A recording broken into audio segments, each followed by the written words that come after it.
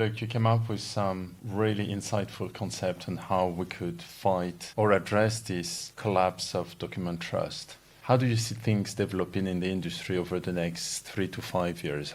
We are really at the start of doing things different.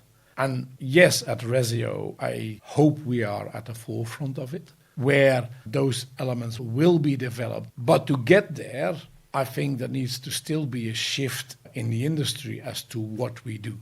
Another element in that is also we need to change that we become much more client service oriented and not just looking again at a checklist of what we need to do for AML KYC. If you invest in funds, every time you do that with a different asset manager, with a different administrator, it is a different process, a different procedure of getting the data to them. That is already the starting point.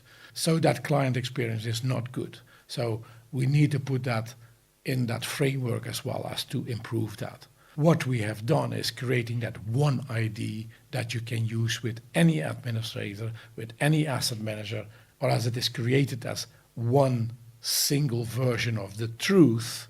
That is another reason that we should not be relying on the documentation being provided only by the investor. If you were to present to a board of directors of an asset manager, what step would you advise them to take to protect themselves against frauds? I think the first thing I would say to a board is the tone comes from the top. You have to, in your messaging, in your talking, saying like, we have to start doing things differently. Because as a board, you are there to protect the company for being exposed to terrorist financing, anti-money laundering, fraud. The key element is that it is no longer just onboarding of a client. That's the wrong way of looking at it. But it is a continuous due diligence of your client portfolio. Who are our clients really on a continuous basis, not just, again, on that moment of onboarding. Second thing, simplify and digitize your AML KYC processes.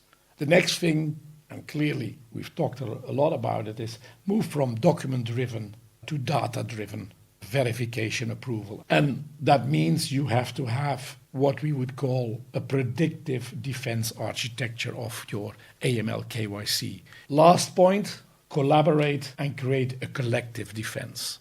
That is something I think we have and continue doing at Reseo as well, is where we talk with the administrators, we talk with the asset managers, system providers, the regulators, because it cannot just come from one party only.